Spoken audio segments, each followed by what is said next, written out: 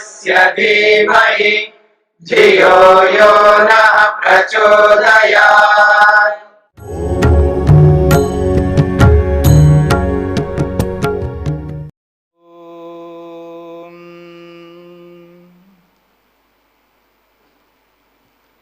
योग दर्शन के तीसरे पाद को, विभूति पाद को लेकर के हम विचार कर रहे हैं। 10वें सूत्र में मन की स्थिति बताई गई है। निरोध परिणाम में मन किस प्रकार से रहता है, उसका क्या स्वरूप होता है। आपके सामने दो परिणाम आ चुके हैं मन के। एक है निरोध परिणाम और उसके विपरीत, उसके अगेंस्ट के रूप में, उसके विरुद्ध रूप में व्युत्थान परिणाम आया। तो दो परिणाम आपके सामने आ चुके हैं। इन परिणामों की चर्चा करते हुए मैंने आपके सामने एक दूसरा परिणाम की चर्चा भी किया था, जिसको एकाग्रता परिणाम कहते हैं, उसको समाधि परिणाम भी कहते हैं। तो उस एकाग्रता परिणाम को लेकर के भी चर्चा करेंगे।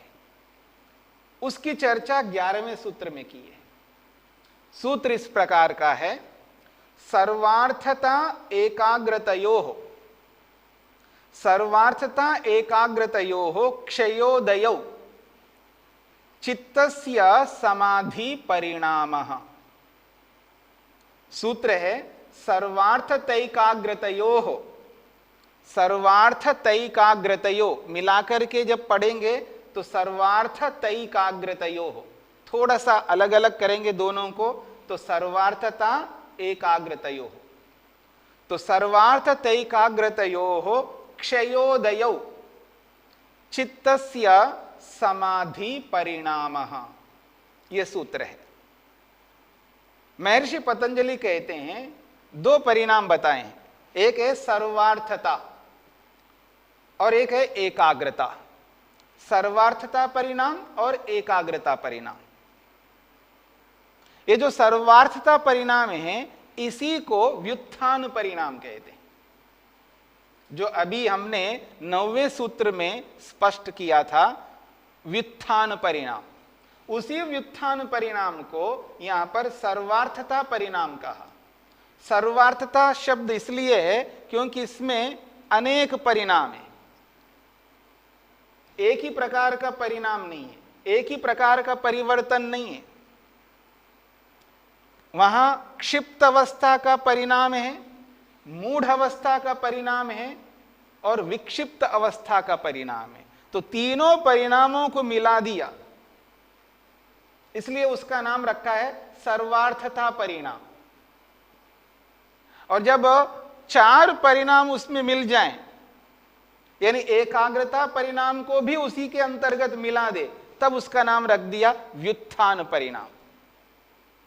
और ये जब व्युत्थान परिणाम के रूप में देखेंगे तो उसके अगेंस्ट, उसके विरोधी एक ही परिणाम दिखाई देगा, जिसका नाम है निरोध परिणाम। जब निरोध परिणाम को ध्यान में रख करके देखेंगे तो ये चारों परिणाम को इकट्ठा करके उसका नाम रख दिया व्युत्थान परिणाम। नाम है, संज्ञा है। जब अलग अलग किया जाएगा, अर्थात निरोध परिणाम अलग, एकाग्रता जो उसमें मिली हुई थी एकाग्रता, वो उसको अलग कर दें, तो एकाग्रता परिणाम को जब अलग करेंगे तो वो जो व्युत्थान था उसका नाम थोड़ा बदल करके सर्वार्थता परिणाम बन जाएगा। तो सर्वार्थता परिणाम, एकाग्रता परिणाम और निरोध परिणाम, इस प्रकार से तीन परिणाम हो गए। मन के परिवर्तन, मन के बदलाव, और इनका विस्तार करेंगे तो एक एक दशा का अलग अलग परिणाम भी हम कर सकते हैं। तो क्षिप्त परिणाम बन जाएगा, जिसमें केवल क्षिप्त अवस्था के संस्कार होंगे और क्षिप्त अवस्था की दशा में जो जो क्रियाएं, जो जो वृत्तियां उत्पन्न होंगे मन में, उनकी अलग स्थिति होगी, तो वो क्षिप्त परिणाम कहलाएगा। फिर मूढ़ परिणाम, मूढ़ अवस्था में जो संस्कार होंगे और मूढ़ अवस्था में जो वृत्तियां बनेंगी वो अलग प्रकार की होंगी, तो उसको मूढ़ परिणाम कहेंगे। फिर विक्षिप्त परिणाम होगा, विक्षिप्त अवस्था में जो जो संस्कार बनेंगे और उसकी जो जो वृत्तियां होंगी वो उस विक्षिप्त परिणाम के अंतर्गत आएंगे। तो जब विस्तार करेंगे तो 5 परिणाम बनेंगे। पहला क्षिप्त परिणाम, दूसरा मूढ़ परिणाम, तीसरा विक्षिप्त परिणाम और चौथा एकाग्र परिणाम, या इसको एकाग्रता परिणाम कहो, एक ही बात है, और 5वां निरोध परिणाम। इस प्रकार से 5 परिणाम बन जाएंगे, विस्तार करेंगे। यदि विस्तार नहीं करना है तो 3 परिणामों को एक में जोड़ेंगे तो उसका नाम हो जाएगा सर्वार्थता परिणाम। फिर दूसरा होगा एकाग्रता परिणाम और तीसरा होगा निरोध परिणाम। अब इन तीनों को भी कम करके 2 ही परिणाम रखना है तो फिर होगा एक व्युत्थान परिणाम और एक होगा निरोध परिणाम। ये परिणामों की चर्चा मैंने आपके सामने रखी। अब इन सारी बातों को समझ लेंगे तो सूत्र सरलता से समझ में आ जाएगा। सूत्र कहता है सर्वार्थता एकाग्रतयोः।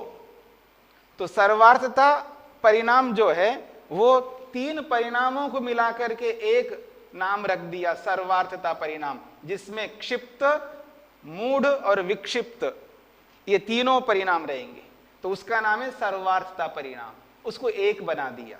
फिर एकाग्रता परिणाम जो एकाग्र अवस्था में मिलता है। तो सर्वार्थता एकाग्रता इन दोनों परिणामों के बीच में क्या होता है, इस दशा को, इस स्थिति को सूत्रकार महर्षि पतंजलि स्पष्ट कर रहे हैं यहां पर। तो कहते हैं सर्वार्थता एकाग्रतयोः। सर्वार्थता और एकाग्रता इन 2 परिणामों में क्या होता है, वो कहते हैं क्षयोदयो, क्षय और उदय। क्षय का अर्थ होता है नाश और क्षय का अर्थ होता है दबना। क्षय का अर्थ होता न दिखाई देना। शब्द एक ही है पर आप अर्थ को अलग अलग ढंग से प्रस्तुत कर सकते हो। जिस शब्द से अर्थ तो एक ही है, उसको क्षय, समाप्त होना कहो, दब जाना कहो, न दिखाई देना कहो, इन सब का अर्थ एक ही है, लेकिन शब्द अलग अलग आ जाते हैं। जो समझने वाले कोई क्षय का अर्थ क्षय बोलते ही समझ लेता है, कोई दबना जब बोलता है तो समझता है, और कोई न दिखाई देने को समझता है, कोई धूमिल हो जाने को समझता है। तो अलग अलग शब्दों से अर्थ को समझा जाता है। तो यहां पर कहा क्षय, यानी एक परिणाम क्षय हो जाता है या अर्थात दब जाता है, और दूसरा उदय। उदय का अर्थ होता है प्रकट होना, आविर्भूत होना, उद्बुद्ध होना, दिखाई देना, सामने आना। देखिए शब्द अलग अलग हो गए, अलग अलग शब्द है पर अर्थ एक ही है। तो कह रहे हैं क्षय उदय, तो इसको द्विवचन में कहेंगे क्षयोदय। सर्वार्थता और एकाग्रता ये 2 परिणामों में कहा जा रहा है, जब सर्वार्थता परिणाम का क्षय हो जाता है अर्थात दब जाता है, तो एकाग्रता परिणाम जो है उसका उदय होना होता है, उसका प्रकट होना होता है, उसका आविर्भाव प्रादुर्भाव हो जाता है। और ये दोनों परिणाम किसके होते हैं, चित्तस्य, मन के होते हैं। मन के ही ये परिणाम है, याद रखना। तो जब चित्तस्य, मन के सर्वार्थता और एकाग्रता इन दोनों परिणामों में क्षय होना और उदय होना जब होता है, तो जब सर्वार्थता रूपी परिणाम का क्षय होता है और एकाग्रता रूपी परिणाम का उदय होता है, उस स्थिति में चित्त किस दशा में होता है, मन किस परिस्थिति में होता है, तो कह रहे वो समाधि परिणाम के रूप में रहता है, और उसका नाम दिया समाधि परिणाम। और इसी समाधि परिणाम को एकाग्रता परिणाम भी कह सकते हैं।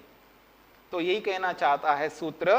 तो सर्वार्थता एकाग्रतयोः, सर्वार्थता एकाग्रता इन 2 परिणामों में क्षयोदयो, एक का क्षय होना और दूसरे का उदय होना। जब एकाग्रता का उदय होता है तब चित्तस्य, चित्त का ये समाधि परिणाम, उसको समाधि परिणाम कहते हैं।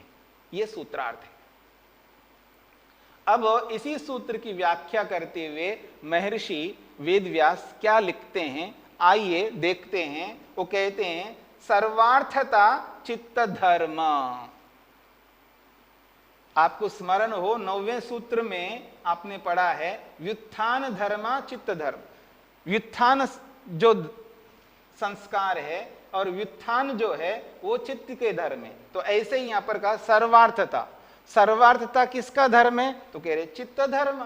सर्वार्थता भी चित्त धर्म है, यानी मन का ही धर्म है।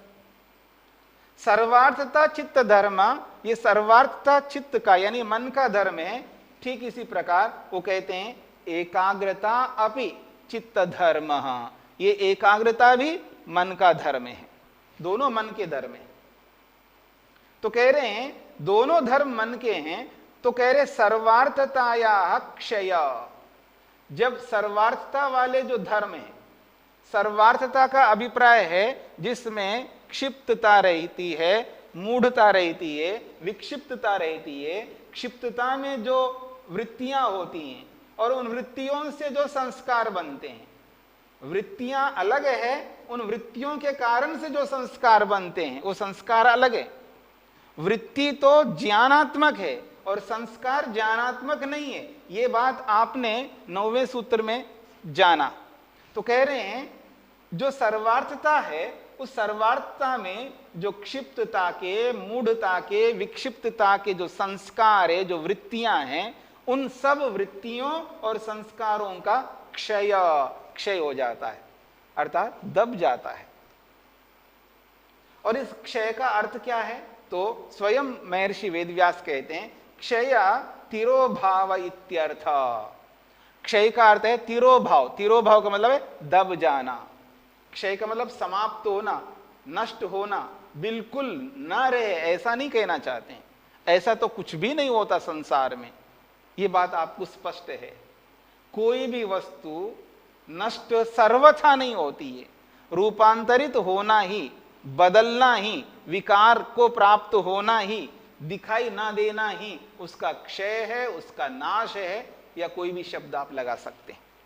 तो वही बात यहां पर महर्षि वेदव्यास स्पष्ट करना चाहते हैं। क्षया तिरोभाव इत्यर्थ। क्षय का अर्थ तिरोभाव यानी दब जाना ही अर्थ है। फिर कहते हैं एकाग्रता या उदय। फिर एकाग्रता का उदय होना होता है, यानी एकाग्रता प्रादुर्भूत होता है, प्रकट होता है, दिखाई देता है।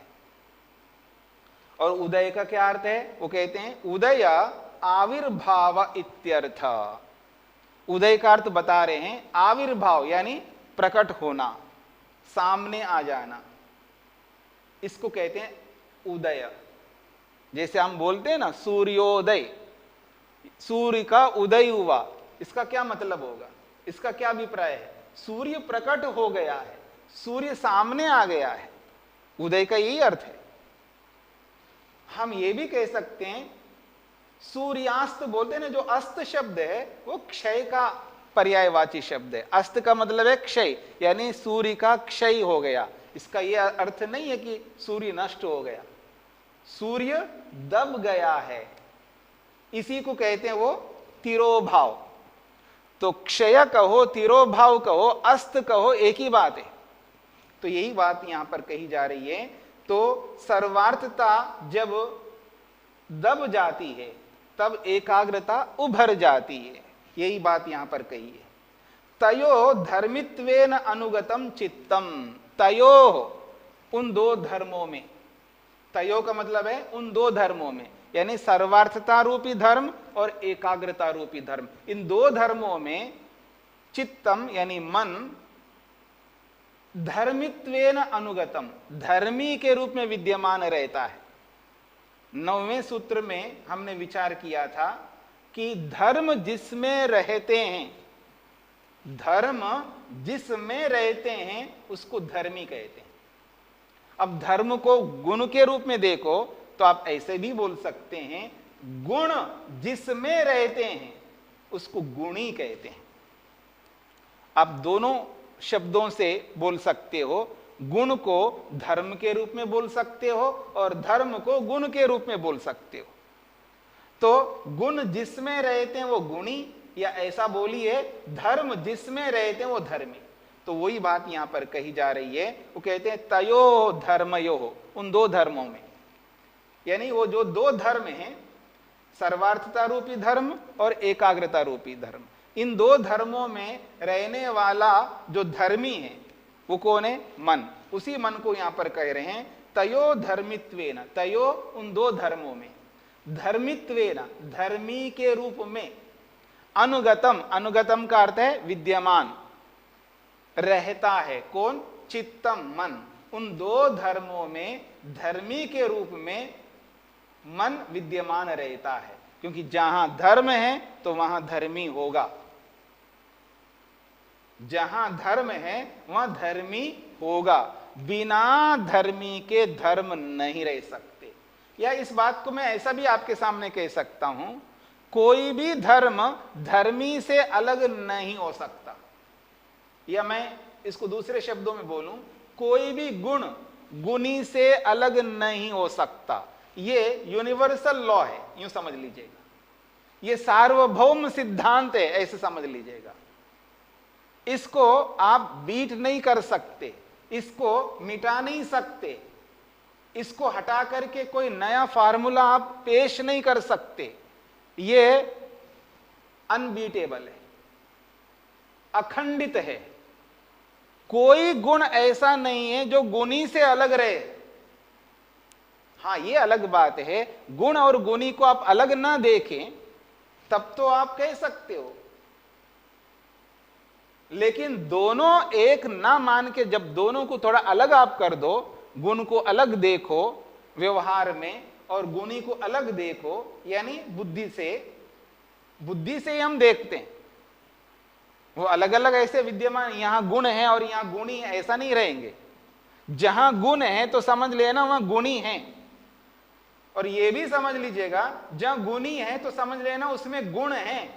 बिना गुण के, बिना धर्म के कोई गुणी कोई धर्मी नहीं होता, ये भी समझ लीजिए। ये भी यूनिवर्सल लॉ है, ये भी सार्वभौम सिद्धांत है। कोई ऐसी वस्तु नहीं है, वस्तु है, पदार्थ है, लेकिन उसमें कोई गुण नहीं है, कोई धर्म नहीं है। ऐसा कोई पदार्थ, कोई वस्तु नहीं होती है दुनिया में, चाहे वो मेटीरियलिस्टिक हो, चाहे वो नॉन मेटीरियलिस्टिक हो, चाहे वो भौतिक वस्तु हो, चाहे वो अभौतिक आत्म तत्व क्यों ना हो। कोई भी वस्तु हो, वो लिविंग थिंग हो, लिविंग बीइंग हो या नॉन लिविंग थिंग हो, कोई भी थिंग हो, अगर कोई वस्तु है, पदार्थ है, द्रव्य है, उसमें कोई ना कोई गुण धर्म होगा, याद रखना। और एक भी नहीं होगा, अनेक होंगे, ये भी याद रखना। कोई ऐसी वस्तु नहीं है जिसमें केवल एक ही गुण हो, एक ही धर्म हो, अनेक होंगे, उसमें एकत्व होगा। ऐसे बहुत सारे गुण होते हैं, तो बहुत सारे गुण आपको मिलेंगे। तो कहने का अभिप्राय है कोई ऐसी वस्तु नहीं है जिसमें धर्म ना हो, गुण ना हो, और कोई ऐसा धर्मी गुणी नहीं है जो गुणों से अलग रहे या गुण उनसे अलग रहे। तो इसी बात को यहां पर आपको समझना है कि तयो धर्मित्वेन अनुगतम चित्तम, ये जो मन है धर्मी के रूप में धर्मों में विद्यमान रहता है, ये बात कही जा रही। तदिदम चित्तम, वह ये जो मन है वो कैसा है? अपाय उपजनयो स्वात्मभूतयो धर्मयो अनुगतम। वो कहते हैं तदिदम चित्तम, वो ये जो मन है वो अपाय उपजनयो, अपाय कहते हैं दबना, उपजन कहते हैं उभरना। अपाय का मतलब क्षय हो जाना और उपजन का मतलब है उदय होना। तो वो मन कैसा है? अपाय उपजनयो स्वात्मभूतयो धर्मयो। स्वात्मभूत है अपने अंदर रहने वाले वो जो धर्म है। स्वात्मभूत का अर्थ है अपने अंदर रहने वाले ये जो धर्म है, सर्वार्थता रूपी धर्म और एकाग्रता रूपी धर्म। ये दोनों धर्म किस में रहते हैं? मन में रहते हैं। तो इसलिए कहा जा रहा है स्वात्मभूतयो, यानी अपने अंदर, यानी मन के अंदर रहने वाले ये जो दो धर्म हैं वो कैसे हैं? अपाय उपजना, अपाय धर्म वाला और उपजन धर्म वाला, यानी क्षय होना रूप स्वभाव वाला और उदय होना रूप स्वभाव वाला है। उस धर्म का जो स्वभाव है वो कैसा है? वो धर्म कभी तो उदय होता है और कभी दब जाता है, कभी उसका क्षय होना होता है, कभी वो उदय होना होता है। इस रूप में वो मन में रहते हैं। और जब उसी मन में एकाग्रता रूपी धर्म उभर जाता है तब कहते हैं समाधीयते सचित्तस्य समाधि परिणाम। तब वो समाधि को प्राप्त होता है। कौन? मन या आत्मा या योगी। जब वो योगी समाधि को प्राप्त होता है उस स्थिति में वो जो मन की जो दशा होती है उसके लिए कहा समाधि परिणाम, उसी का नाम है समाधि परिणाम।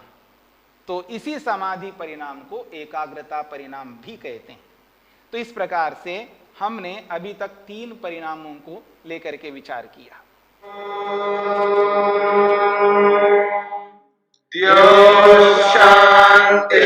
शांतिरंतरिक्षं शांति पृथिवी शांतिरापः शांतिरोषधयः